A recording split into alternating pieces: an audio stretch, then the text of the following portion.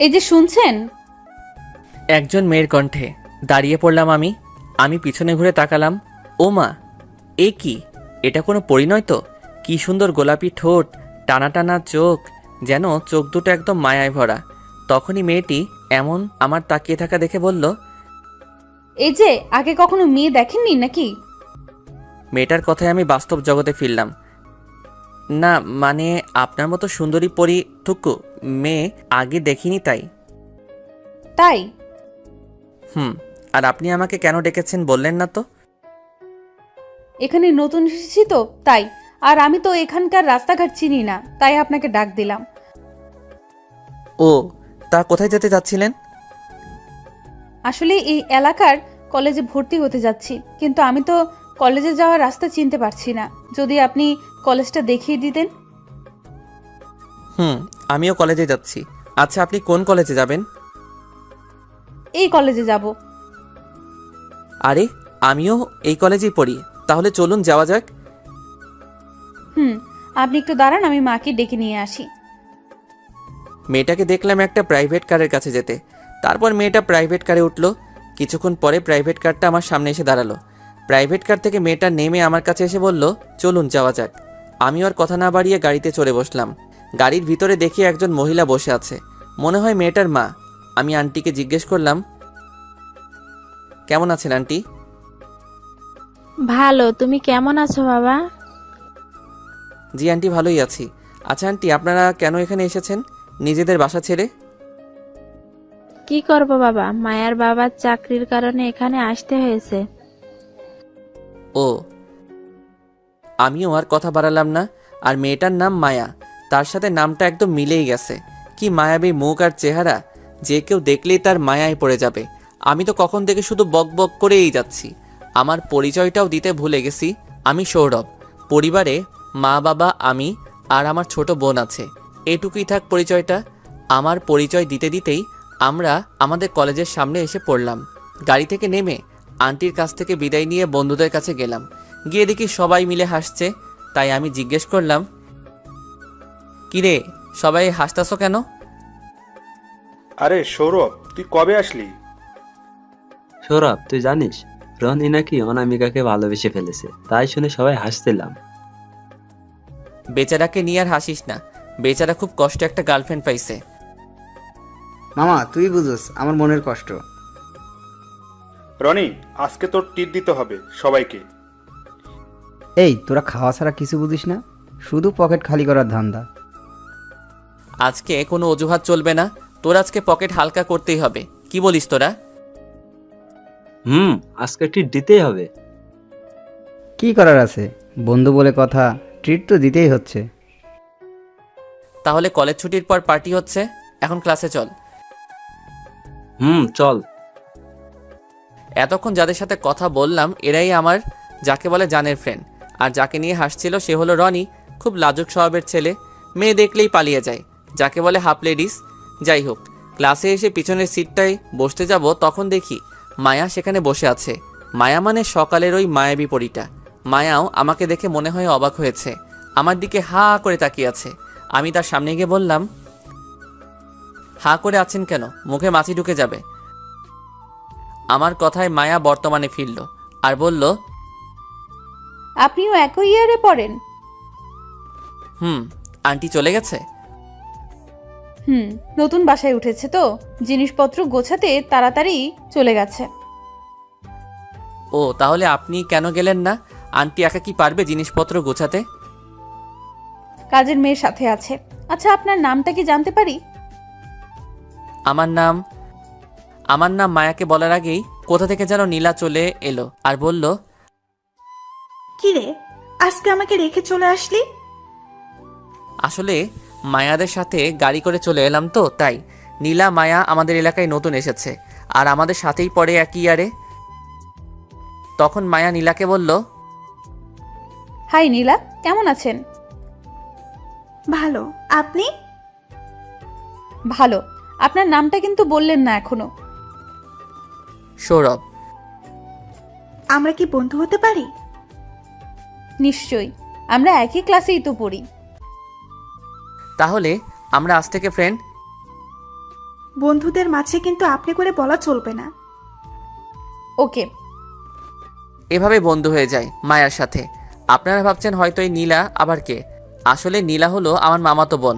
ছোটবেলা থেকে একসাথেই বড় হয়েছি। নীলা বলল না তাকে কেন রেখে চলে আসলাম, সেটা তো আপনারাই জানেন। আমি আর নীলা রোজ একসাথে কলেজে আসি, তো তাই কিছুক্ষণ পরে ক্লাসে স্যার আসলো, কিছু ম্যাথ করিয়ে দিয়ে চলে গেল। তারপর সবাই মিলে আড্ডা দেওয়ার জায়গায় গেলাম। সেখানে গিয়ে মায়াকে অন্য বন্ধুদের সাথেও পরিচয় করিয়ে দিলাম। তারপর সবুজ ঘাসের উপরে বসে আড্ডা দিচ্ছি সবাই মিলে।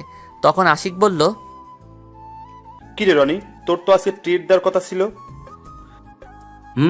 রনি, চল তাহলে রেস্টুরেন্টে। কি বলিস সৌরভ? চলো। কলেজ ছুটির পরে যাই। না না, তোকে এখনই দিতে হবে। তোদের মতো বন্ধু থাকলে আর মনে হয় বেশি দিন বাঁচতে পারবো না। মরা বাঁচার কথা পরে হবে, আগে চলো। চলো। তখন মায়াকে যেতে বললাম, কিন্তু সে নাকি যাবে না। পরে সবার জোরাজোরিতে যেতে হলো। তারপরে সবাই মিলে একটা রেস্টুরেন্টে ঢুকলাম। যে যার ইচ্ছা মতো খাবার অর্ডার দিচ্ছে আর খাচ্ছে। এদিকে রনির যায় অবস্থা, কারণ পকেট খালি হওয়ার দিকে। অবশেষে শেষ হলো খাওয়া দাওয়ার আসর। পরে সবার কাছ থেকে বিদায় নিয়ে চলে আসলাম। আর মায়াও আমাদের সাথে এসেছে। রাস্তায় তিনজনে গল্প করে করে হাঁটছি। নীলা একসময় বলল, মায়া, তুইও এখন থেকে আমাদের সাথে রোজ কলেজে যেতে ইচ্ছে হলে যেতে পারিস। কি বলিস সৌরভ? খুব মজা হবে। আর তিনজনে মিলে গল্প করতে করতে কলেজ যেতেও পারবো, বোরিংও লাগবে না। ওকে, ঠিক আছে, এখন থেকে একই সাথে কলেজে যাব। এভাবে কথা বলতে বলতে নীলার বাসার কাছাকাছি এসে আর নীলাও আমাদের কাছ থেকে বিদায় নিয়ে বাসার ভিতরে চলে যায়। এখন শুধু আমি আর মায়া দুজনের রাস্তা দিয়ে হেঁটে যে যার গন্তব্যে যাচ্ছি, কেউ কোনো কথা বলছি না। হঠাৎ আমার চোখ যায় মায়ার ঠোঁটের তিলটার দিকে। কি সুন্দর গোলাপি ঠোঁট, সাথে ঠোঁটের নিচের তিলটা। চোখ দুটো টানা টানা, একদম মায়াবী লাগছে তার মুখটাকে। কেমন যেন প্রথম দেখায় তার মায়ায় পড়ে যাচ্ছি আমি। হঠাৎ কে যেন আমার হাত ধরে জোরে টান দেয়। বাস্তব জগতে ফিরে আসি, দেখি মায়া আমাকে টান দিয়েছিল। পরে আমি মায়াকে জিজ্ঞেস করলাম, আমাকে কেন টান দিলা? তোকে যদি টান না দিতাম তাহলে এখন তুই হাসপাতালে থাকতি। আমি আবার হসপিটালে কোন দুঃখে থাকতে যাব? আরে বোকা, তোকে যদি টান না দিতাম তাহলে তোকে গাড়ি চাপা দিয়ে দিত।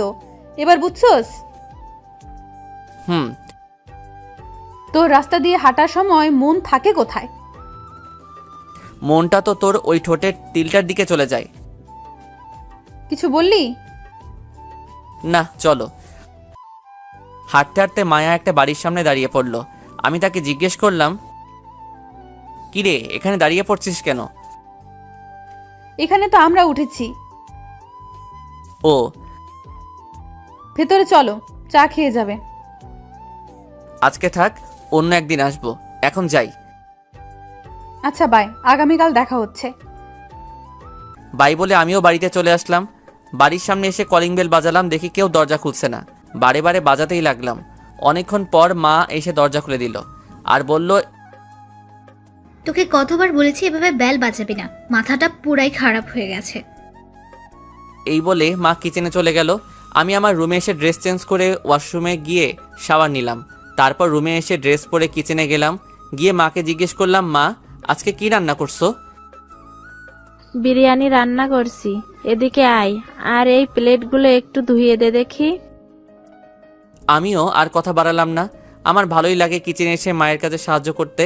প্লেট ধুতে ধুতে মাকে জিজ্ঞেস করলাম, মা রিয়া কোথায় গেছে? রিয়া হচ্ছে আমার আদরের একমাত্র বোন। স্কুল এখনো ছুটি হয়নি, বাবা তুই গিয়ে একটু নিয়ে আসিস ওকে। ঠিক আছে মা। তারপর প্লেটে এক ধোয়া শেষ করে রিয়াকে মানে বোনকে আনতে গেলাম। গিয়ে দেখি রিয়ার স্কুল এখনো ছুটি হয়নি। তাই একটা মুদি দোকানে বসে বসে চা খাচ্ছিলাম। তখন সামনে তাকিয়ে দেখি একজন অন্ধ লোক রাস্তা পার হতে যাচ্ছে, আর অন্য পাশ দিয়ে একটা ট্রাক আসছে। হাতে থাকা চায়ের কাপটা রেখে দৌড়ে গেলাম অন্ধ লোকটার কাছে। তাড়াতাড়ি করে লোকটাকে সাইডে নিয়ে আসলাম। নিয়ে এসে বললাম, আপনি ঠিক আছেন তো আঙ্কেল? হ্যাঁ বাবা, আমি ঠিক আছি, কিন্তু তুমি বাবা কে? আমি এখানকারই ছেলে। আঙ্কেল এই নিন টাকা, এখন আপনি বাড়ি চলে যান। যাই হোক, অন্ধ লোকটার কাছ থেকে বিদায় নিয়ে মুদি দোকানে এসে চায়ের বিলটা দিয়ে রিয়ার স্কুলের কাছে গেলাম। গিয়ে দেখি স্কুল ছুটি হয়ে গিয়েছে। একটু পর দেখি রিয়া মানে আমার বোনটাও গেট দিয়ে বেরিয়ে এলো। আমি তার কাছে গেলাম। কি রে রিয়া, তোদের স্কুলে এত দেরিতে ছুটি হয়? আর এই নাও ব্যাগটা ধরো। তারপর আমি রিয়ার ব্যাগটা নিয়ে বললাম, রিক্সা দিয়ে যাবি নাকি হেঁটে হেঁটে যাবি? রিক্সা দিয়ে। একটা রিক্সা নিয়ে রিক্সায় রিয়াকে উঠিয়ে দিয়ে আমিও উঠে বসলাম। কিছুক্ষণ পরে আমরা পৌঁছালাম। রিয়াকে রিক্সা থেকে নামিয়ে দিয়ে বললাম, তুই ভিতরে যা, আমি আসছি। রিয়া স্কুল ব্যাগটা নিয়ে বাসার ভিতরে চলে গেল। আমি রিক্সাওয়ালার ভাড়া মিটিয়ে ভিতরে গেলাম। আমি ভিতরে গিয়ে ওয়াশরুমে গিয়ে ফ্রেশ হয়ে নিলাম। ড্রয়িং রুমে বসে বসে টিভি দেখছিলাম। তখন বোন এসে খাওয়ার জন্য ডেকে গেল। খাবার টেবিলে গিয়ে খাবার খেয়ে রুমে এসে একটু গেমস খেলে ঘুমিয়ে গেলাম। ঘুম ভাঙলো সন্ধ্যায়, তাও আবার বোনের ডাকে। উঠে ফ্রেশ হয়ে বাইরে হাঁটার জন্য একটু বের হলাম। রাস্তা দিয়ে হাঁটছি, আহা কি মনোরম পরিবেশ। ঠান্ডা হাওয়া বইছে। কানে ইয়ারফোন গুজে গান শুনতে শুনতে একটা ফুচকার দোকানের সামনে দাঁড়ালাম। ফুচকাওয়ালাকে বললাম, মামা 1 প্লেট ফুচকা দেন, একটু বেশি ঝাল দিয়েন। এই নিন আপনার ফুচকা, টক কি দিব? টক দেওয়া লাগবে না, এভাবেই দেন। তারপরে 1 প্লেট ফুচকা নিয়ে খেতে লাগলাম। খেতে খেতে অনেকটাই খেয়ে ফেলেছি। প্রথমে একটু ঝাল লাগলেও এখন দেখি ভীষণ ঝাল লাগছে। গ্লাসে পানি নিয়ে খেলাম, তাও কাজ হচ্ছে না। চোখটা কেমন ঝাপসা ঝাপসা লাগছে। সামনে তাকিয়ে দেখি কি যেন গোলাপি গোলাপি। আমি আর কিছু না ভেবে মুখের সাথে চেপে ধরলাম। আহা কি মিষ্টি মিষ্টি লাগছে। এইভাবে প্রায় 5 মিনিট থাকার পর একটু ঝাল কমলে ছেড়ে দিলাম। ছেড়ে দিয়ে সামনে তাকিয়ে তো আমি অবাক, কারণ সামনে মায়া দাঁড়িয়ে আছে। আমি কি করলাম? তাড়াতাড়ি ফুচকাওয়ালাকে বিল দিয়ে দিলাম। তারপর দিলাম একটা দৌড়। আমাকে আর পাইকে। মায়া আমাকে দেখে হা করে অবাক হয়ে তাকিয়ে আছে। তখন আমার দৌড় দেখে ফুচকাওয়ালা বলল, আপনার ভাঙটি টাকাটা তো নিয়ে যান। আমি দৌড়াতে দৌড়াতে বললাম, লাগবে না, আপনি রেখে দিন। দৌড়াতে দৌড়াতে বাড়ির সামনে এসে কলিং বেল বাজালাম। মা এসে দরজা খুলে দিল। আমি সোজা আমার রুমে চলে গেলাম। গিয়েই বিছানায় বসে পড়লাম। কিছুক্ষণ পর বোন হাতে গ্লাসের মধ্যে পানি নিয়ে এলো আর এসে জিজ্ঞাসা করলো, কি হয়েছে ভাই? আমি রিয়ার হাত থেকে পানির গ্লাস নিয়ে পানি খেয়ে নিলাম। কি হয়েছে ভাই, কথা বলছো না কেন? কিছু না, তুই বই পড়, গিয়ে যা। সত্যি করে বলো কি হয়েছে? কিছু হয় নাই, বললাম তো। মা, ভাইয়ার জানি কি হলো? তাড়াতাড়ি রিয়ার মুখটা হাত দিয়ে চেপে ধরলাম। তাহলে বলো। আচ্ছা তাহলে শোন, ঘটনা শুরু থেকে শেষ পর্যন্ত বললাম। দেখি আমার বোনটা মানে রিয়া তো হাসতে হাসতে শেষ। রিয়ার হাসি শুনে মা কিচেন থেকে জিজ্ঞেস করলো, কি হয়েছে, এত হাসছিস কেন? কিছু হয়নি মা, তুমি রান্না করো। এদিকে রিয়া এখনো হাসছে। আমার তো রাগ হচ্ছে। এই এখানে হাসির কি আছে রে? রিয়া কোনো মতে হাসি থামিয়ে বলল, ভাইয়া তুমি একটা মেয়েকে কিস করেছো? আমার তো আরো হাসি পাচ্ছে। তো কি হয়েছে? ভুলবশত কিস করেছি, আগামীকালকে সরি বলে দিব। তাহলে কেন পালিয়ে আসলি? যদি ঠাস করে চর মেরে দিত, চর খাওয়ার ভয়ে, তাই তো পালিয়ে এসেছি। ও তাই? এখন এখান থেকে যা, আমি একটু ঘুমাবো। আমি গিয়ে এই ঘটনাটা মাকেও বলে আসি। বোন আমার, এই কথাটা মাকে বলিস না প্লিজ, তাহলে মা আমাকে আর আস্ত রাখবে না। বলবো না, তবে একটা শর্তে। যদি তুমি শর্তে রাজি থাকো। এখানেও আবার শর্ত লাগে নাকি? তাহলে আমি আসছি। আমি তোর শর্তে রাজি। কি শর্ত বলো? কলেজ থেকে আসার সময় প্রতিদিন আমার জন্য চকলেট ফুচকা নিয়ে আসতে হবে। রাজি থাকলে বলো, না হলে আমি গেলাম। না না, আমি রাজি। ওকে, আর শর্তটা যেন মনে থাকে। যাক, হাফ ছেড়ে বাঁচলাম এই পিচিটার কাছ থেকে। ভাবছি আগামীকালকে মায়ার কাছ থেকে ক্ষমা চেয়ে নিব। আর অন্যদিকে মায়া আমার কিস করার পর থেকে শুধু আমার কথাই ভাবছে, চেষ্টা করছে। তখনই চোখের সামনে সৌরভের কিস করাটা ভেসে উঠছে। মায়া মনে মনে ভাবে আমি সৌরভকে ভালোবেসে ফেললাম নাকি একটা কিস করাইতে। এমনিতে সৌরভকে প্রথম দেখাতে আমার কেমন যেন লেগে যায়। মন শুধু তাকে দেখার জন্যই ছটফট করে। এদিকে আমি কখন যে ঘুমিয়ে পড়েছিলাম আমি নিজেও জানি না। রিয়ার ডাকে ঘুমটা ভেঙে গেল। ভাইয়া উঠে পড় ভাত খাওয়ার জন্য, আমরা কখন থেকে তোর জন্য অপেক্ষা করছি। কি সকাল হয়ে গেছে নাকি? মা, দেখে যাও তোমার ছেলে পাগল হয়ে গেছে। রিয়ার ডাক শুনে মা আমার রুমে এলো আর রিয়াকে জিজ্ঞেস করলো, কি হয়েছে, এত চিল্লাচ্ছিস কেন? তোমার ছেলে জিজ্ঞেস করছে সকাল হয়ে গেছে নাকি। তখনও আমি ঘুমিয়েই আছি। তার ঘুম আমি ছুটাচ্ছি। মা রেগে আমার রুম থেকে বেরিয়ে গেল। কিছুক্ষণ পরে শরীরে পানি অনুভব করলাম। ঘুম থেকে উঠে দেখি সত্যি আমার গায়ে পানি। ভাবছি ছাদটা ফুটো হয়ে গেল নাকি। তাড়াতাড়ি করে ছাদটার দিকে তাকিয়ে দেখলাম না, ছাদটা তো ঠিকই আছে। তাহলে পানি কোথা থেকে এলো? ভুতুরে কারবার না তো? কারো হাসির শব্দ শুনে সাইডে তাকিয়ে দেখলাম রিয়া মানে বোন মুখ চেপে হাসছে। তার পাশেই মা বালতি হাতে রাগী চেহারায় দাঁড়িয়ে আছে। আবহাওয়া খারাপ দেখে আমি বিছানা থেকে তাড়াতাড়ি ওয়াশরুমে গেলাম। গিয়ে ফ্রেশ হয়ে ড্রেস চেঞ্জ করে খাবার টেবিলে গেলাম। খাবার খেয়ে রুমে এসে ফোনে একটু গেম খেলে তারপর আবার ঘুমিয়ে গেলাম। সকালে মায়ের ডাকে ঘুম ভাঙলো। ঘুম থেকে উঠে ফ্রেশ হয়ে খাবার টেবিলে গিয়ে কিছু নাস্তা করে রুমে এসে ওয়াশরুমে গিয়ে শাওয়ার নিয়ে এসে শার্ট প্যান্ট পরে কলেজের দিকে রওনা দিলাম। রাস্তায় হাঁটতে হাঁটতে শুধু একটা কথাই ভাবছি, সেটা হলো মায়াকে নিয়ে। গতকাল যে ভুলবশত কিস করেছি, আজকে যদি থাপ্পড় দেয় মেয়েদের বিশ্বাস নেই। থাপ্পড় খাওয়ার আগেই আমাকে তার কাছ থেকে ক্ষমা চাইতে হবে। এসব ভাবতে ভাবতে মায়াদের বাসার সামনে এসে পড়লাম।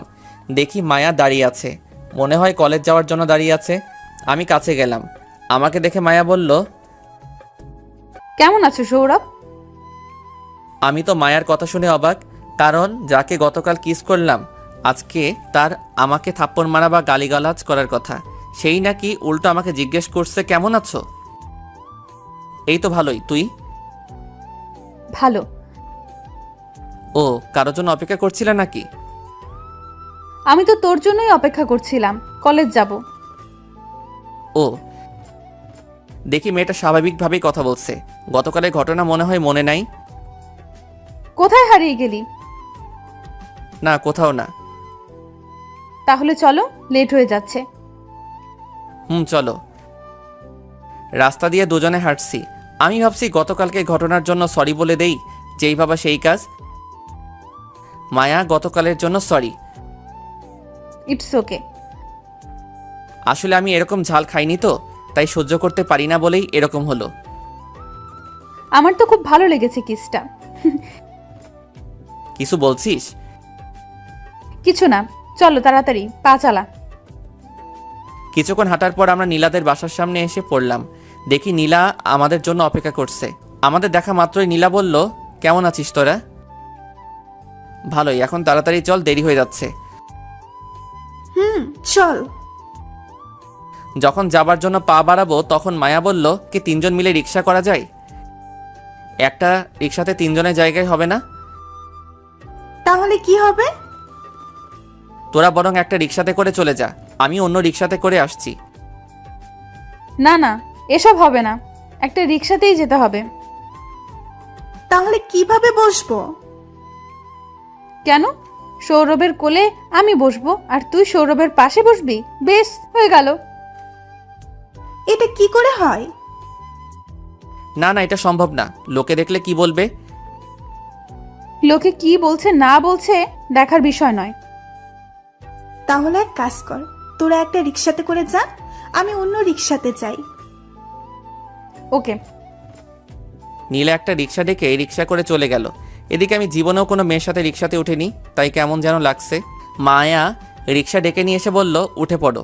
আমি কিছু বললাম না, রিক্সাতে উঠে বসলাম। রিক্সা রিক্সার মতো করে চলছে। অবশেষে পৌঁছালাম কলেজের সামনে। রিক্সা থেকে যখন নামতে যাব তখন সামনে তাকিয়ে দেখলাম দিয়া। আপনারা ভাবছেন দিয়া আবার কে?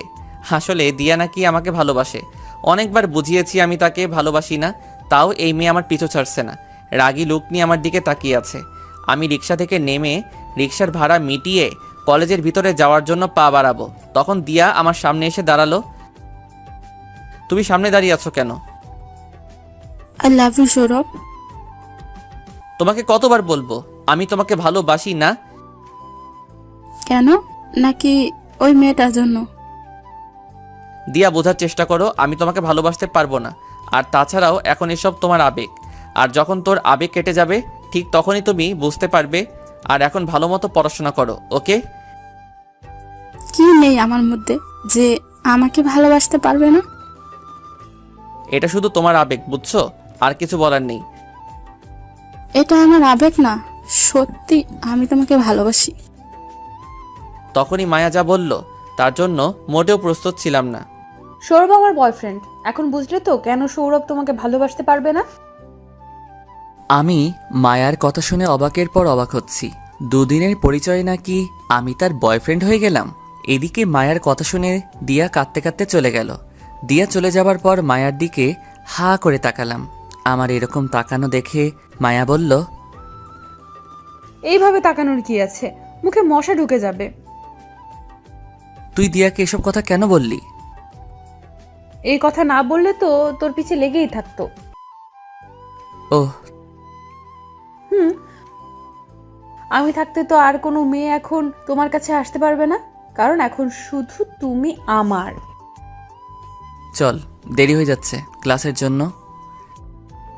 হ্যাঁ হ্যাঁ, চলো চলো। তারপরে সোজা ক্লাসরুমে চলে গেলাম। ক্লাসে গিয়ে দেখলাম সবাই এসে পড়েছে। আমি পিছনের বেঞ্চে গিয়ে বসলাম নীলার সাথে। প্রতিদিনের ব্যাপার আর কি। কিছুক্ষণ পর মায়াও এসে আমাদের সাথে বসলো।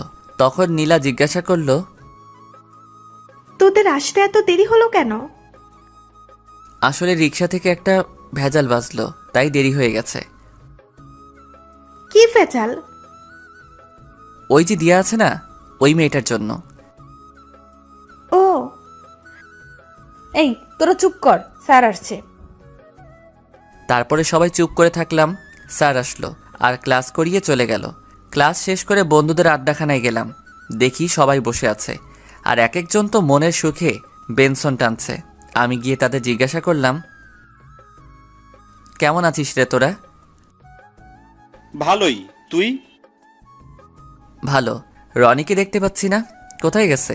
নাকি আজ কলেজে আসেনি? আরে মামা, রনি তো এখন তার অনামিকার সাথেই থাকে।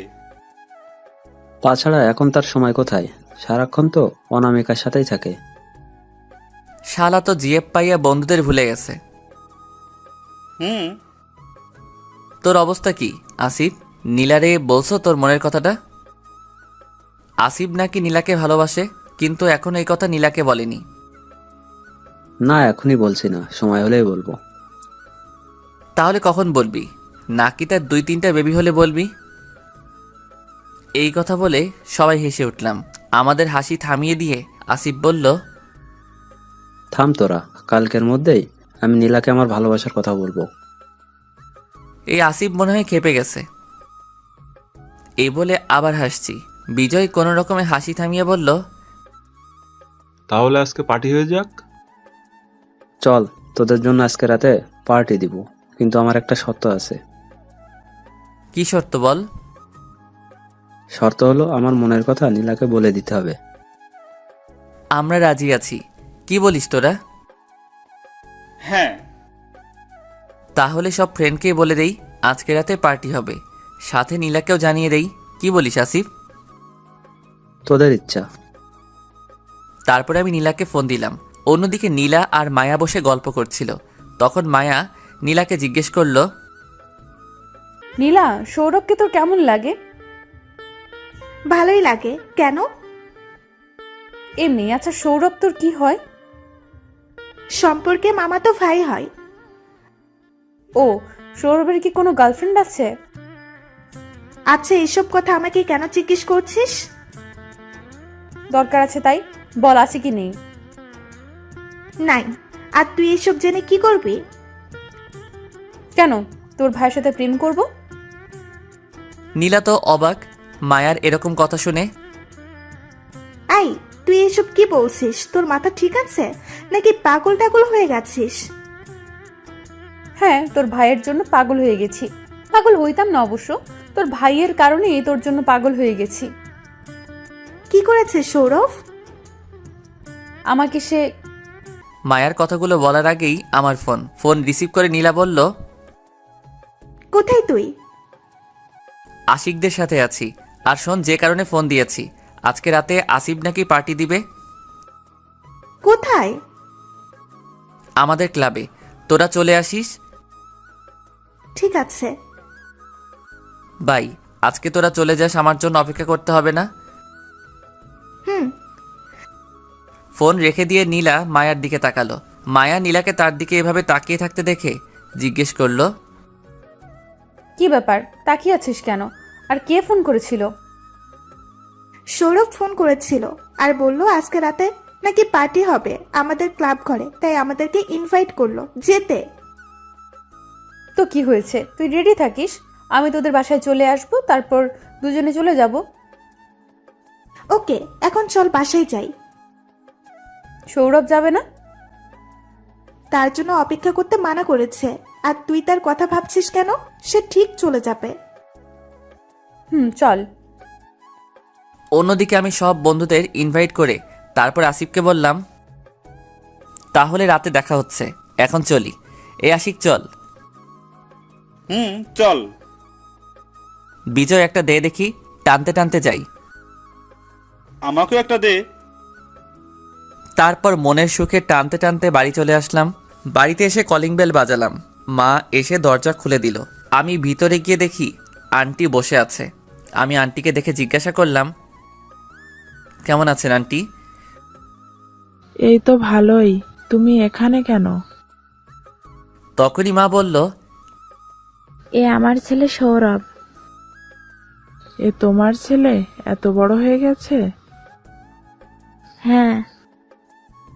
আমি মাকে জিজ্ঞাসা করলাম, মা তুমি আন্টিকে কিভাবে চিনো? আরে বোকা, চিনবো না কেন, ছোটবেলার বান্ধবীকে। ও মা, তোমরা গল্প করো, আমি ফ্রেশ হয়ে আসি। এই বলে আমি আমার রুমের দিকে হাঁটা ধরলাম। আমার রুমের সামনে গিয়ে দেখি রুমের দরজা খোলা। তারপর ভিতরে গিয়ে তো আমি অবাক।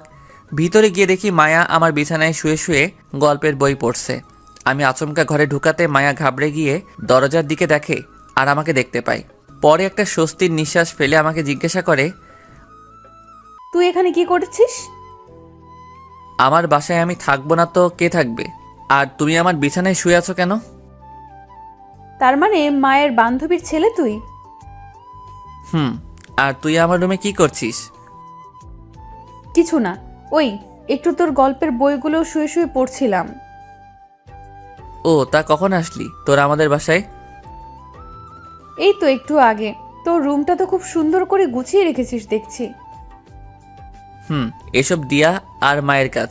প্রতিদিন রুমটাকে গুছিয়ে দেই। ও, আর এই দিয়াকে? আরে দিয়া আমার বোন।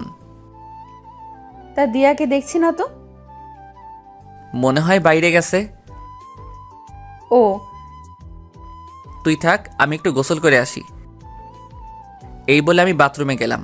শাওয়ার নিয়ে যখন কাপড় চেঞ্জ করব তখন মনে পড়ল আমি তো বাথরুমে আসার সময় কোনো কাপড় নিয়ে আসিনি। এখন কি হবে? কোনো উপায় না পেয়ে মায়াকে ডাক দিলাম। মনে হয় রুমেই আসিল, তাই আমার ডাকে সাড়া দিল আর জিজ্ঞাসা করলো, কি হয়েছে, ডাকছিস কেন? বাথরুমের ভিতর থেকে আমি কাপড় আনতে ভুলে গেছি, একটু টাওয়েলটা দিয়ে যা। কোথায় রেখেছিস টাওয়ালটা? আলমারিতে হবে। ওকে। অনেকক্ষণ হয়ে গেল তাও টাওয়েলটা দিচ্ছে না, তাই আবার ডাক দিলাম। বাইরে থেকে মায়া বলল, দরজা বন্ধ, তাহলে কিভাবে দেব? আমি দরজাটা একটুখানি খুলে হাত বাড়িয়ে বললাম, আমার হাতে টাওয়েলটা দিয়ে দে। দেব, তবে একটা শাস্তি তোকে পেতে হবে। কিসের শাস্তি? আর আমি তো কোনো চুরি ডাকাতি করেছি নাকি যে শাস্তি পেতে হবে? কি জন্য শাস্তি মানে? সেদিন আমাকে কিস করার শাস্তি। তার জন্য তো আমি তোর কাছে ক্ষমা চাইছি, তাহলে আবার শাস্তি কেন? আমার ইচ্ছা। ঠিক আছে, যা শাস্তি দিবি মেনে নেব। এখন দয়া করে টাওয়েলটা দে। এই কথা বলাতে মায়া আমার হাতে টাওয়েলটা দিয়ে বলল, টাওয়েলটা নিয়ে মাথা শরীরের পানি মুছে টাওয়েলটা কোমরে পেঁচিয়ে বের হলাম। বের হয়ে দেখি মায়া রুমে নেই, তাই তাড়াতাড়ি রুমের দরজা বন্ধ করে আলমারি থেকে শার্ট প্যান্ট বের করে পরে নিলাম। তারপর একটু চিরুনি দিয়ে চুল আঁচড়াচ্ছি, তখন দরজায় টোকা দিল। আমি জিজ্ঞেস করলাম, কে? আমি মায়া। একটু দাঁড়া, দরজাটা খুলছি। আমি দরজাটা খুলে দিয়ে বিছানায় এসে বসে হাতে ফোনটা নিয়ে একটু ফেসবুকে ঢুকলাম। একটু ফেসবুকিং করছি, তখন মায়া এসে আমার পাশে বসলো আর বলল, শাস্তির কথা ভুলে গেছিস? ও আমি তো ভুলেই গেছিলাম। কি শাস্তি? শাস্তিটা হলো আমাকে আবারও একবার কিস করতে হবে। এসব কি বলছিস? আর দরজা বন্ধ করলি কেন? এই মেয়ে বলে কি ভুল করে সেদিন কিস করেছিলাম, এখন নাকি কিস করার শাস্তি কিস করতে হবে? দরজা বন্ধ করছি যেন তোর কিস করাটা কেউ দেখতে না পায়, তাই দরজা বন্ধ করেছি। মেয়েটার বুদ্ধি আছে। ও আর সেদিন ভুলবশত কিস করেছিলাম বলে তার শাস্তি আর একটা কিস? অন্য কোনো শাস্তিতে আমি তোকে কিস করতে পারবো না। না পারলে কিছু করার নেই। আমি আন্টিকে মানে আমার মাকে গিয়ে বলছি তুই আমাকে সেদিন কিস করেছিস। কথাটা বলেই মায়া দরজার দিকে যাচ্ছিল। আমি তার হাতটা ধরে বললাম, আমি রাজি আছি, তবু মাকে কিছু বলিস না। আমার কথা শুনে মায়া দাঁড়িয়ে পড়ল, তারপর আমার কাছে এসে বসে বলল, তাহলে এখন কিস করো। আমার লজ্জা লাগে। কথা বলার আগেই মায়া তার হাত দিয়ে মাথাটা টান দিয়ে নিয়ে আমার ঠোঁটজোড়া তার দখলে নিয়ে নিল, আর এমন কিস করছে যেন অনেক দিন ধরে খেতে পাইনি। এদিকে আমারও অবস্থা খারাপ তার এরকম কিস করাতে, তাই আমি তার কিসের রেসপন্স দিতে লাগলাম। এভাবে কতক্ষণ ছিলাম জানি না। আমার তো ঠোঁট ফেটে যাওয়ার মতো অবস্থা, তবুও ছাড়ার নামই নেই। তাই বাধ্য হয়ে আমি মায়ার থেকে নিজেকে ছাড়িয়ে নিলাম আর দুজনেই হাঁপাতে থাকলাম। আমি উঠে সোজা ওয়াশরুমে গেলাম, মুখটা ধুয়ে তারপর বের হলাম। বের হয়ে দেখি মায়া তার চুল ঠিক করছে। আমি বললাম, এভাবে কেউ কিস করে? আর একটু হলেই তো দম বন্ধ হয়ে মারা যেতাম। মরার কথা শুনে মায়া আমাকে একটা টান দিয়ে বিছানায় ফেলে দিয়ে আমার উপরে চড়ে বসে বলল, একদম মরার কথা বলবে না, বুঝেছিস? আমি মায়ার এরকম আচরণ দেখে অবাকের পর অবাক হচ্ছি। কি হচ্ছে আমার সাথে এসব? তুই এরকম করছিস কেন? তুই কি পাগল হয়ে গেছিস? কেন তুই বুঝিস না কেন আমি এরকম করি? না, কেন এরকম করছিস? কারণ আমি তোকে ভালোবেসে ফেলেছি। এই বলে লজ্জায় আমার বুকে মুখ লুকালো। আমি তাকে বুক থেকে উঠিয়ে বললাম, আমার বিশ্বাস হচ্ছে না। আর কবে থেকে তুই আমাকে ভালোবাসিস? সেই প্রথম দেখার থেকেই তোমাকে আমার মনে ধরেছে। আর সেদিন তুমি ওই ফুচকার দোকানে কিস করেছিলে, সেই কিসের জন্য আমি রাতে ঘুমাতে পারিনি। চোখ দুটো বন্ধ করলেই তোমার ওই কিসটা ভেসে উঠতো। জানি না, মন শুধু তোমাকেই খুঁজে সারাক্ষণ। আমি সত্যি তোমাকে ভালোবেসে ফেলেছি সৌরভ, আমাকে ফিরিয়ে দিও না। আমি একটু মজা করার জন্য বললাম, আমি তোকে ভালোবাসতে পারবো? আমি আরেকজনকে ভালোবাসি। আমার এই কথা বলাতে মায়া রেগে, কি এই মেয়েটা, নাম বলো তাড়াতাড়ি।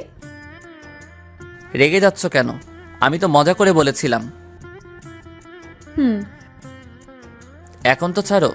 রুমে দুজনকে কেউ এভাবে দেখলে খারাপ ভাববে। তার আগে বলো আই লাভ ইউ। বলো। আমি বলতে পারবো না। তাহলে আমিও ছাড়তে পারবো না, এভাবেই থাকো। তাহলে শোনো, বলো। I love you Maya. I love you too জানু। এখন ছাড়ো।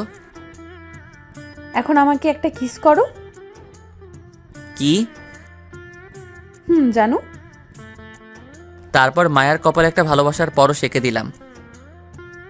এখন হয়েছে, এখন তো ছাড়ো। আমাকে ছেড়ে দিয়ে মায়া ওয়াশরুম থেকে ফ্রেশ হয়ে এসে বলল, এখন নিচে চলো আর আমাকে বাড়ি পৌঁছে দাও। আন্টি কি চলে গেছে? কিছুক্ষণ আগে। তারপর আর কি করার, নিচে গিয়ে বাইকটা বের করে মায়াকে বাসায় পৌঁছে দিলাম। পৌঁছে দিয়ে আসতে যাব, তখন মায়া বলল, বাই জানু। বাই। আর রাতে রেডি হয়ে থেকো, একসাথে পার্টিতে যাব, কেমন? ওকে জানু। তারপর আমি বাসায় চলে এলাম। বাসায় এসে রুমে গিয়ে একটু শুয়ে শুয়ে ভাবছি, আজকে কি থেকে কি হয়ে গেল। এসব ভাবতে ভাবতে কখন যে ঘুমিয়ে গেলাম নিজেই জানি না। ঘুম ভাঙলো সন্ধ্যায়। ঘুম থেকে উঠে ফ্রেশ হয়ে বাইক নিয়ে মায়ার বাসায় যাচ্ছি। মায়ার বাসার সামনে গিয়ে বাইকটা দাঁড় করিয়ে দরজার সামনে গিয়ে কলিং বেল বাজালাম। কিছুক্ষণ পর আন্টি এসে দরজা খুলে দিল আর আমাকে দেখে জিজ্ঞেস করলো, কি ব্যাপার সৌরভ, এই সময় তুমি এখানে? আসলে আন্টি আজকে আমাদের কলেজের বন্ধুরা মিলে একটা পার্টি দিয়েছে, তাই মায়াকে নিতে এসেছি। ও ভিতরে এসো। আমি ভিতরে গিয়ে আন্টিকে জিজ্ঞেস করলাম, আন্টি মায়া কি বাসায় আছে? হ্যাঁ, মায়া তার রুমেই আছে। আন্টি মায়ের রুমটা কোন দিকে? ওই যে ওইদিকে। আমি সিঁড়ি বেয়ে উঠে মায়ার রুমে গেলাম। ভিতরে গিয়ে দেখি মায়া নেই, মনে হয় ওয়াশরুমে গেছে। তাই আমি তার পড়ার টেবিলের সামনে চেয়ারে গিয়ে বসলাম। বসে বসে ফেসবুকিং করছিলাম। কিছুক্ষণ পর দরজা খোলার শব্দ শুনলাম। সামনে তাকিয়ে দেখি মায়া ওয়াশরুম থেকে বের হচ্ছে, শুধু একটা টাওয়েল শরীরে জড়িয়ে চুলের পানি মুছতে মুছতে। আমি যে তার রুমে আছি সেটা মনে হয় খেয়াল করেনি। যখন সামনে তাকিয়ে আমাকে দেখলো তখন জোরে একটা চিৎকার দিল। আমি তাড়াতাড়ি গিয়ে মায়ের মুখটা চেপে ধরলাম। মায়ের চিৎকার শুনে আন্টি নিচ থেকে জিজ্ঞেস করছে, কি হয়েছে, চিৎকার করছিস কেন? মায়ার মুখটা এখনো চেপে ধরে আছি। পরে মায়া মুখ থেকে আমার হাতটা সরিয়ে বলল, কিছু হয়নি মা। এভাবে কেউ চিৎকার করে? ওহ, আমি ভয় পেয়ে গেছিলাম। তুমি আমার রুমে কি করছো আর কখন আসছো? এই তো একটু আগে এসেছি, তুমি রুমে ছিলে না, তাই বসে ফেসবুকিং করছিলাম। ও, এসব এখনো কি পড়ে আছো? যাও গিয়ে পাল্টে এসো। কেন ভালো লাগে না বুঝি? এই তুমি আমার দিকে এভাবে এগোচ্ছ কেন? তখন আমি বিছানায় বসেছিলাম। আমি বিছানার একপাশে পিছাচ্ছি। কেন এখন রোম্যান্স করব? এখন এসব হবে না। তাছাড়া দরজা খোলা কেউ দেখলে সমস্যা হয়ে যাবে। কেউ দেখবে না, এই সময় কেউ আমার রুমে আসবে না। আমার দিকে এগোতে থাকে আর আমি পিছাতে। একসময় মায়া আমার দুপা টান দিয়ে আমাকে বিছানায় শুইয়ে দেয়। তারপর আমার বুকের উপর এসে জড়িয়ে ধরে, গালে গলায় ইচ্ছে মতো কিস করতে থাকে। আমি যত ছাড়ানোর চেষ্টা করছি তত জোরে জোরে কিস করতে থাকে। একসময় আমি আর না পেরে তার পিঠ খামচে ধরলাম। এভাবে কিছুক্ষণ চলার পর আমার ঠোঁট জোড়া তার মিষ্টি গোলাপি ঠোঁটের দখল নিয়ে নিল। আমার চুলগুলো খামচে ধরে এমনভাবে ঠোঁট জোড়া কিস করছে, আমার তো প্রাণ যায় যায় অবস্থা। এভাবে 5 মিনিট চলার পর মায়া ছেড়ে দিয়ে আমার বুকের উপর শুয়ে পড়ল আর জোরে জোরে শ্বাস নিতে লাগলো। এদিকে আমারও একই দশা। কিছুক্ষণ আমার বুকের উপর শুয়ে থেকে মায়া বলল, এভাবে সারা জীবন তোমার বুকে মাথা রেখে থাকতে দেবে গো? অবশ্যই দেব, তার আগে এখন উঠো দেখি। আর একটু থাকি না, এভাবে থাকতে আমার খুব ভালো লাগছে। এখন তাড়াতাড়ি উঠো, রেডি হও, আমাদের পার্টিতে যেতে হবে তো। এই বলে মায়া আমার বুক থেকে মাথা তুলে বিছানায় বসলো। আমিও উঠে তার পাশে বসে তাকে বললাম, যাও রেডি হয়ে এসো, আমাদের এমনিতেই দেরি হয়ে যাচ্ছে। মায়া উঠে আলমারির কাছে গিয়ে আলমারির দরজা খুলে ভিতরে যা যা ড্রেস আছে সবগুলো আমার সামনে এনে বলল, জানো কোন ড্রেসটা আমাকে মানাবে বলো? দেখি 3 পিস আর আজকালের ডিজিটাল পোশাক। তা দেখে আমি মায়াকে জিজ্ঞেস করলাম, মায়া এসব ড্রেস ছাড়া কি অন্য কোনো ড্রেস নেই? এসব ড্রেস তোমার পছন্দ হয়নি? হয়েছে, বাট তোমাকে শাড়ি পরলে বেশি মানাবে। তাহলে বলো কি রঙের শাড়ি তোমার পছন্দ? কালো। কিন্তু আমি তো শাড়ি পরতে পারি না। ও, তুমি পরিয়ে দাও না গো। আমি? তা না তো কি? ওকে, শাড়িটা দাও। তারপর মায়া আলমারি থেকে একটা নতুন কালো রঙের শাড়ি বের করে দিল। আমি আর কিছু না বলে তাড়াতাড়ি শাড়ি কচিটা গুজে দিলাম। কচিটা গুজে দেওয়ার সময় আমার হাতটা তার পেটে লেগে যায় আর মায়া একটু শিহরিত অনুভব করে। তারপর আমি মায়াকে বলি, শাড়ি পরানো শেষ, এখন চলো। মায়া আমাকে থামিয়ে দিয়ে আলমারি থেকে একটা কালো রঙের শার্ট বের করে আমার দিকে দিয়ে বলে, এটা পরে নাও। আমার তো শার্ট আছে। আমাকে কালো শাড়ি পরতে বলে এখন কালো শার্ট পরতে চাচ্ছ না? আমি কখন বললাম শার্টটা পরবো না? তাহলে এটা পরছো না কেন? দাও, আমি ওয়াশরুম থেকে পরে আসছি। ওয়াশরুমে যেতে হবে না, আমার সামনেই শার্ট চেঞ্জ করো। তাহলে তুমি ওইদিকে ঘোরো। আমার সামনে শার্ট পাল্টাতে কি সমস্যা তোমার? কোনো মেয়ের সামনে শার্ট খুলতে আমার লজ্জা লাগে। শার্ট কেন? বিয়ে করলে তো সবই খুলতে হবে। কিছু বললে? কিছু না। তারপরে শার্ট চেঞ্জ করে মায়াকে ঘুরতে বললাম। মায়া ঘুরে আমাকে দেখে টাসকি খায় আর মনে মনে ভাবে, কালো শার্টে সৌরভকে আমার মনের রাজ্যের রাজকুমার লাগছে। আমার দিকে এভাবে তাকিয়ে থাকতে দেখে মায়াকে জিজ্ঞেস করলাম, কিছু দেখেছো এমন করে? আমার রাজকুমারকে। কি বলছো এসব? কই কিছু না তো। এখন যাওয়া যাক। তারপরে নিচে এসে আন্টির কাছ থেকে বিদায় নিয়ে বাসার বাইরে এসে মায়াকে বললাম, নীলাও কি যাবে আমাদের সাথে? তাকে বলে দিয়েছি যেন আগে চলে যায়। ও। তারপর বাইকে উঠে মায়া আমাকে শক্ত করে জড়িয়ে ধরলো। পরে চললাম পার্টিতে। অবশেষে সেখানে গিয়ে পৌঁছালাম। বাইক থেকে নেমে বাইকটা পার্ক করে ভিতরে গেলাম দুজনে। ভিতরে গিয়ে দেখি সবাই চলে এসেছে। আমি মায়াকে বললাম, চলো আসিফের সাথে দেখা করে আসি। আসিফের কাছে গেলাম। মায়া আমার একটা হাত জড়িয়ে ধরেই আছে। গিয়ে দেখি আসিফ আর নীলা একটা টেবিলে হাত দিয়ে একে অপরের দিকে এক পানে চেয়ে বসে আছে। আমি টেবিলের উপর হাত দিয়ে একটা থাপ্পড় দিলাম। টেবিলে থাপ্পড় দেয়া দেখে আসিফ আর নীলা চমকে উঠল। আসিফ এদিক ওদিক তাকিয়ে আমাকে দেখে জিজ্ঞেস করলো, কিরে তোরা কখন আসলি? এই তো কিছুক্ষণ আগে। তোরা কি এখানে বসে প্রেম করছিলে নাকি? না তেমন কিছু না। আর এদিকে নীলাও দেখে আমার কথা শুনে লজ্জা পেয়েছে। তাই আমি আসিফের কানে কানে বললাম, মামা আজকে সুযোগ নীলাকে প্রপোজ করার। এখানে? এখানে নয়তো বাড়িতে। চেষ্টা করে দেখবো। এই কানে কি ফিসফিস করছিস?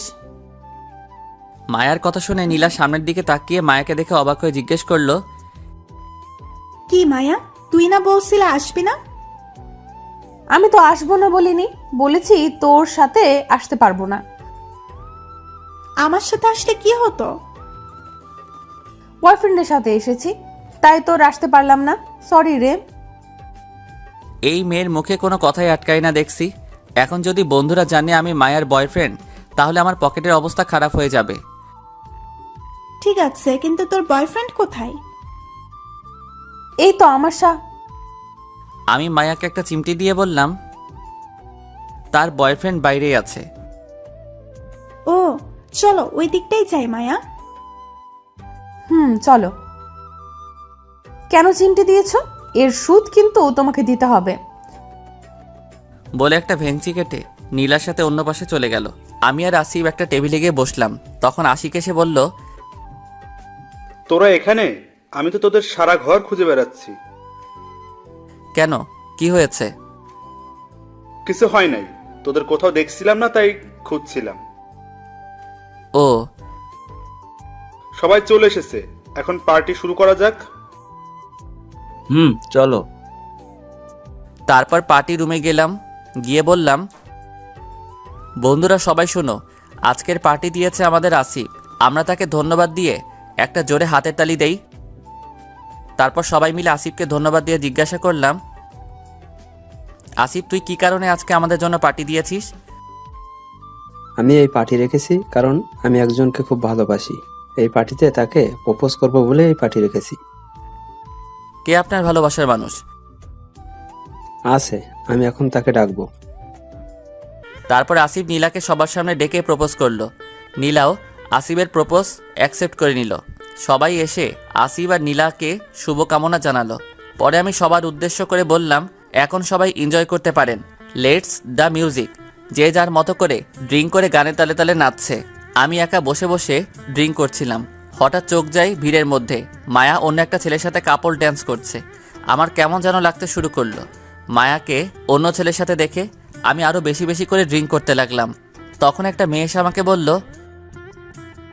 সবাই ড্যান্স করছে কিন্তু আপনি এখানে একা বসে এত ড্রিঙ্ক করছেন কেন? এমনি। চলেন আমার সাথে ড্যান্স করতে।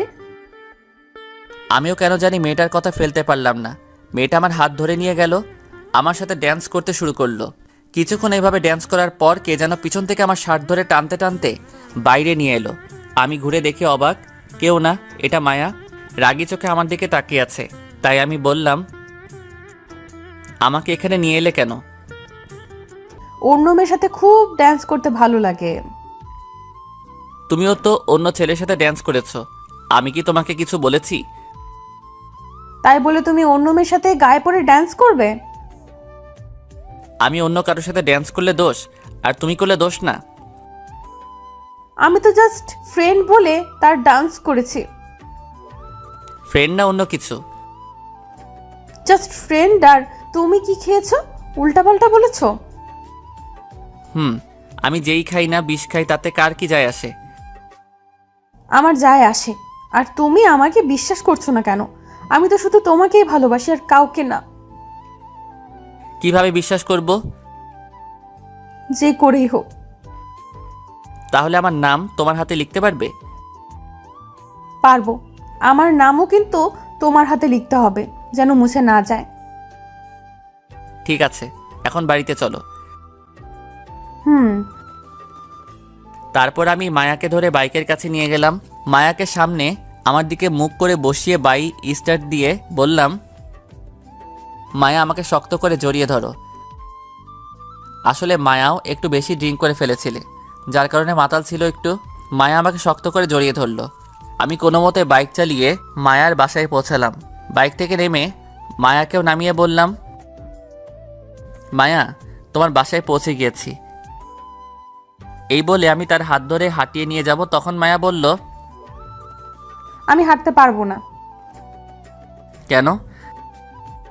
আমি জানি না, তুমি আমাকে কোলে করে নিয়ে চলো।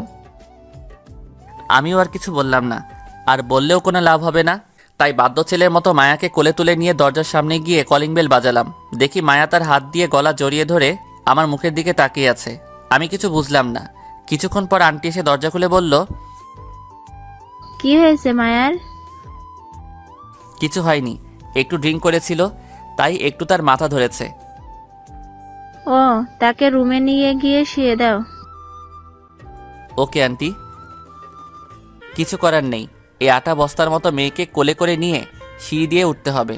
তারপর মায়াকে তার রুমে নিয়ে গিয়ে তাকে বিছানায় শুয়ে আসতে যাব, তখন মায়া আমার হাত ধরে টান দেয়। আমি তাল সামলাতে না পেরে মায়ার উপরে পড়ে যাই। আমি উঠতে যাব, মায়া আমাকে জড়িয়ে ধরে ফেলে। আমি ছাড়াতে চেষ্টা করছি, কিন্তু কোনো মতেই নিজেকে ছাড়াতে পারছি না। তখন হঠাৎ চোখ যায় দরজার দিকে। দেখি আন্টি, মানে মায়ার মা দাঁড়িয়ে আছে। আমি ভয় পেয়ে গেলাম, কারণ একদিকে মায়া আমাকে আরও জোরে জড়িয়ে ধরছে আর বলছে, জানো তুমি এমন করছো কেন? একটু কিস করতে দাও না গো। অন্যদিকে আন্টি কি করি এখন? উপায় না পেয়ে মায়ের ঠোঁটে আমার ঠোঁট লাগিয়ে দিলাম। আন্টি আগে চলে গেল কিছু না বলে, হয়তো বুঝতে পারছে কিছু একটা। আর এদিকে তাকে কিস করছি দেখে সুযোগ বুঝে জড়িয়ে ধরে আমাকে ঘুরিয়ে আমার উপর মায়া, আর আমি নিচে। তবু কিস করা থামছেই না, চলতেই আছে। একসময় মায়া আমার শার্টের বোতাম খোলা শুরু করে দিয়েছে। তারপর মায়া পাগলের মতো আমার মুখে, কানে, গলায়, বুকে কিস করা শুরু করে দিয়েছে। আমিও সইতে না পেরে তার চুল, পিঠ খামচে ধরছি। তারপরে কি হয়েছে আমি নিজেও জানি না। সকালে ঘুম ভাঙলো বুকে ভারী কিছুর অনুভবে। চোখ খুলে দেখি মায়া আমার উপরে আমাকে জড়িয়ে ধরে ঘুমাচ্ছে। একদম বাচ্চা বাচ্চা লাগছে। তার কপালে চুলগুলো সরিয়ে তার কপালে একটা চুম্মা দিলাম। আমার চুমু দেওয়াতে মায়ার ঘুমটা ভেঙে যায়। তখন আমি বলি, এভাবে শুয়ে থাকবে নাকি উঠবে? আর একটু শুয়ে থাকি। আমাকে বাড়িতে যেতে হবে তো। আর তাছাড়াও তোমার মা কি ভাববে বলো তো? যা হয়েছে নিশ্চয়ই খারাপ কিছু ভেবে নিয়েছে। যে যাই ভাবুক, তাতে কিছু আসে যায় না। তুমি শুয়ে থাকো। তুমি কেন বুঝছো না? 8টা বেজে গেছে, তাড়াতাড়ি ওঠো। আমার কিছু বুঝতে হবে না। আর 8টা 9টা বাজুক, তুমি চুপচাপ শুয়ে থাকো। আর বেশি কথা বললে ভালো হবে না। তুমি শুয়ে থাকো, আমি যাচ্ছি। তাকে ছাড়িয়ে যখন গা থেকে চাদরটা সরাই, দেখি আমার শরীরে কিছু নেই। আমি তখন তাড়াতাড়ি করে চাদরটা যেই টান দিয়েছি, দেখি মায়ার শরীরেও নেই। কি লজ্জা, কি লজ্জা! আমি চোখ বন্ধ করে চাদরটা তার দিকে দিয়ে বললাম, নাও চাদরটা গায়ে দাও। চাদরটা না নিয়ে উল্টো আমাকে টান দিল। আমি আবার বিছানায় গিয়ে পড়লাম। আমি বিছানায় গিয়ে পড়তেই মায়া আমাকে আবার জড়িয়ে ধরল। এক হাত দিয়ে চাদরটা আবার গায়ে জড়িয়ে দিল। আমি এখনো চোখ বন্ধ করে আছি। তা দেখে মায়া বলল, কি ব্যাপার, চোখ বন্ধ করে আছো কেন? আমার শার্ট প্যান্ট কোথায়? আর তোমার শরীরে কিছু নেই কেন? কেন, শার্ট প্যান্ট দিয়ে তুমি কি করবে? আমার শার্ট প্যান্ট কোথায় আগে বলো। আর তুমি এত নির্লজ্জ মেয়ে আগে জানতাম না। আছে, আর এখানে নির্লজ্জের কি আছে? আমি আর তুমিই তো আছি, কেউ নেই তো। তুমি এমন করছো কেন? আর বলো, আমার প্যান্ট কোথায়? চোখ বন্ধ করে দেখাতে পারছি না। তোমাকে কে চোখ বন্ধ করে থাকতে বলেছে? চোখ খোলো। আমি আর চোখ বন্ধ করে না থাকতে পেরে চোখ খুললাম আর বললাম, আমার শার্ট প্যান্ট কোথায়? আর আমার সাথে কি করেছো? সবাই যা করে। তুমি তো দেখছি বিয়ের আগেই আমার সব কিছু নিয়ে নিলে, এখন তো ছাড়ো। বিয়ের পরেও হবে, তার আগে এখন আর একবার হয়ে যাক। এখন আর এসব হবে না। বলার আগেই মায়া তার গোলাপি ঠোঁট আমার ঠোঁটে মিশিয়ে দিল আর জোরে জোরে তার ঠোঁট আমার ঠোঁটে চেপে এলোপাতাড়ি কিস করতে লাগলো। আমি কিছু করতে না পেরে তার কিসের রেসপন্স দিতে লাগলাম। এইভাবে প্রায় 15-20 মিনিট চলার পর মায়া ছেড়ে আমার বুকে মাথা রেখে জোরে জোরে হাঁপাতে লাগলো আর তার হাঁপানোর গরম শ্বাস আমার বুকে এসে লাগলো। আমি তাকে জড়িয়ে ধরে বললাম, এখন তো হয়েছে, এখন ছাড়ো। আর একটু শুয়ে থাকি না। অনেক হয়েছে। যাও, তুমি আগে ওয়াশরুম থেকে ফ্রেশ হয়ে এসো। আমি তাড়াতাড়ি উঠে মেঝেতে পড়ে থাকা শার্ট প্যান্টটা তুলে ওয়াশরুমে চলে গেলাম। আমার কাণ্ড দেখে মায়া মুখ চেপে হাসছে। তাড়াতাড়ি করে ওয়াশরুম থেকে ফ্রেশ হয়ে শার্ট প্যান্ট পরে বের হলাম। বের হয়ে এসে মায়াকে বললাম, যাও গিয়ে ফ্রেশ হয়ে আসো। হুম। এই বলে চাদরটা সরিয়ে উঠতে যাবে, তখন আমি বললাম, এই তুমি একদম চাদরটা সরাবে না। কেন? বলতে পারবো না। তুমি চাদরটা গায়ে পেঁচিয়ে উঠে ওয়াশরুমে যাও। আমি তো এভাবেই যেতে পারবো। তাহলে তুমি এভাবে থাকো, আমি চললাম। এই, তুমি যাবে না? আমি উঠছি তো। মায়া চাদরটা গায়ে পেঁচিয়ে উঠে ওয়াশরুমে চলে গেল। তারপর আমি বাইরে না গিয়ে বিছানায় গিয়ে বসে পড়লাম। কিছুক্ষণ পর মায়া ওয়াশরুম থেকে ফ্রেশ হয়ে আর ড্রেস চেঞ্জ করে বের করলো। তখন আমি বললাম, তাহলে এখন আমি যাই, বাড়িতে মা বাবা বোনরা চিন্তা করবে। যেতে পারো, তবে আমাকেও সাথে নিতে হবে। তোমাকে সাথে নিয়ে গেলে মা বাবা কি মনে করবে বলো তো? আসলে মাকে আমি অনেক ভয় পাই। আমার সাথে মেয়ে মানুষ দেখলে আর কথাই নেই, ঝাঁটাপেটা খেতে হবে। কিছু ভাববে না, ভাবলে ভাববে ছেলের বউ এসেছে, সেটার বেশি কিছু নয়। তুমি কি পাগল হয়ে গেছো? কি সব আবল তাবল কথা বলছো? ঠিকই আছে, আর আমি তো তোমার বউই হব কদিন পরে, তাই না? সবই তো হয়েছে, শুধু বিয়ে ছাড়া। তা ঠিক। হঠাৎ আমার চোখ গেল তার হাতে, হাত থেকে রক্ত পড়ছে। তাই জিজ্ঞাসা করলাম, এই তোমার হাত থেকে রক্ত পড়ছে কেন?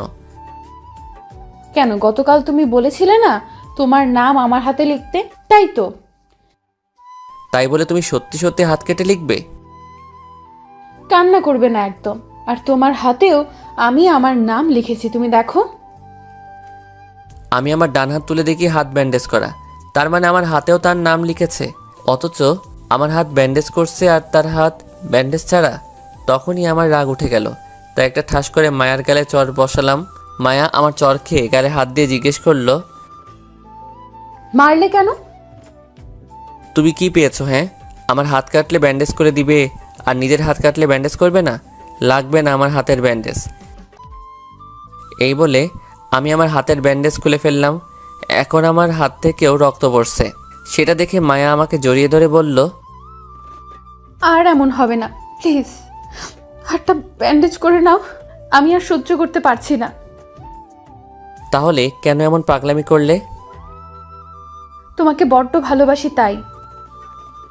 তারপর হাত ব্যান্ডেজ করে নিলাম দুজনেই। আমি মায়াকে জিজ্ঞেস করলাম, কি খুব বেশি লেগেছে? হুম। রাগের বশে মেরে ফেলেছি, আমাকে ক্ষমা করে দাও। হুম। কি হুম হুম করছো, কিছু বলো। আমাকে একটা কিস করো। এত কিস কিস করো কেন? কিস ছাড়া কি কোনো কথা নেই মুখে? যা লাগবে না আমার কারো কিস। এই দেখো, অভিমান করছে আমার জানটা। আমি কারো জানটান না। তাই হুম। বলার আগে আমি মায়ার ঠোঁটজোড়া আমার ঠোঁটের সাথে মিশিয়ে দিলাম।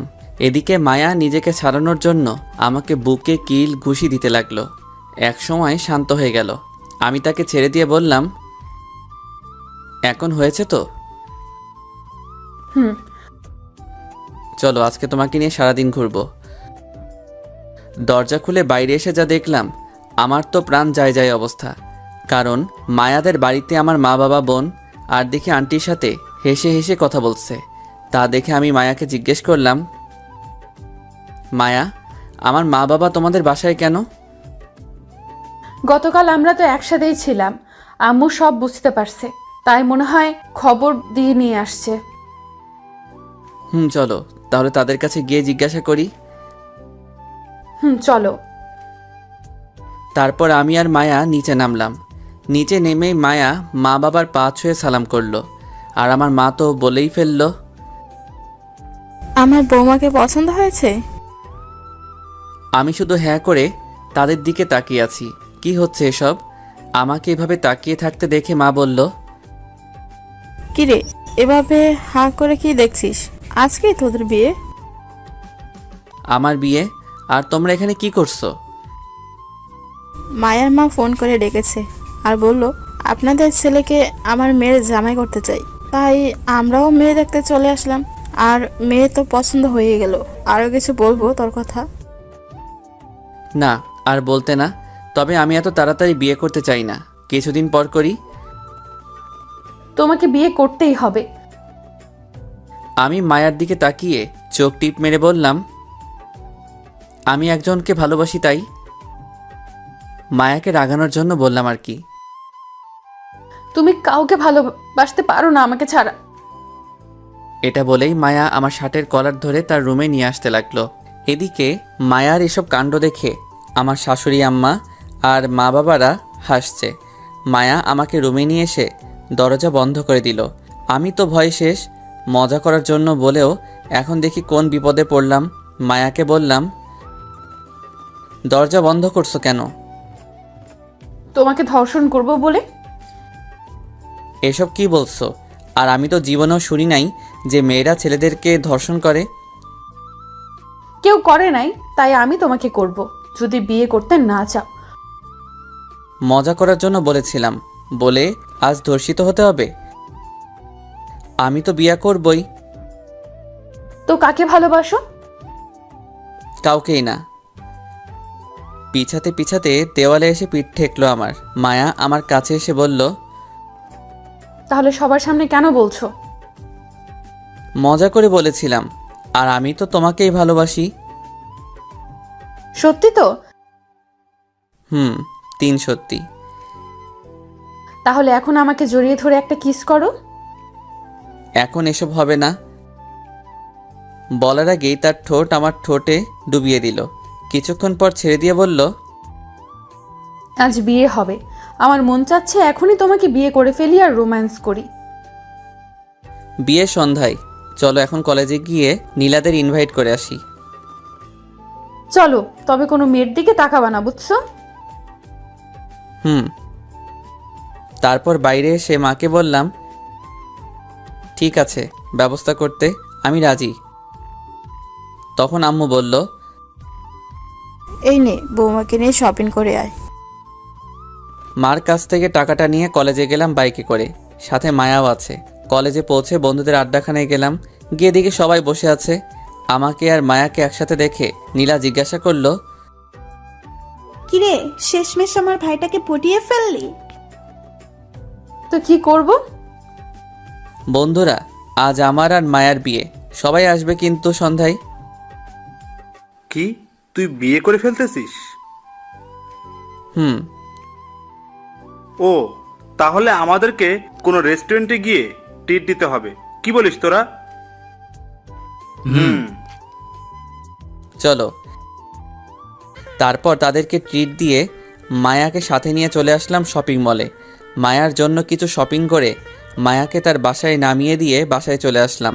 সন্ধ্যায় আমার আর মায়ার বিয়ে। আত্মীয় স্বজন মেহমান আরও অনেকে এসে গেছে শুনে কিছুক্ষণ পর বাবা এসে কোট শোট দিয়ে বলল, রেডি হয়ে নে, কাজে চলে এসেছে। আমিও আর কিছু বললাম না, রেডি হয়ে নিলাম। একটু পর শালার সব হারামি বন্ধুগুলা আমার রুমে এসে আমাকে একটা রুমে বসালো। পাশে তাকিয়ে দেখি মায়া বসে আছে ঘোমটা দিয়ে। তারপর কাজী বিয়ের কাজ শুরু করলো। বিয়ের কাজ শেষ হতে হতে রাত হয়ে গেল। আমি ছাদে বসে বন্ধুদের সাথে আড্ডা দিচ্ছিলাম। তখন বাবা এসে বলল, কি করছিস সেখানে? মেয়েটা রুমে একা বসে আছে, যা তাড়াতাড়ি রুমে যা। যাচ্ছি। তারপর আমি গুটি গুটি পায়ে রুমের দরজা খুলে ভিতরে গিয়ে দরজা বন্ধ করে দিলাম। বিছানায় তাকিয়ে দেখি বিছানাটা সুন্দর করে সাজিয়েছে নানান ফুল দিয়ে, আর বিছানায় বসে আছে এক সুন্দরী। আমি বিছানার কাছে গিয়েই বিছানায় বসে ঘোমটাটা তুলে বললাম, বাহ, আজ খুব সুন্দরী লাগছে আমার মেয়েকে, থুক্কু বউকে। আগে সুন্দর ছিলাম না বুঝি? ছিলে, তবে আজকে একটু বেশি সুন্দরী লাগছে। তাই? গো। এই শুনুন না, আমার একটা কথা রাখবে? বলো। আমার না 2টা কিউট বেবি লাগবে। তাই?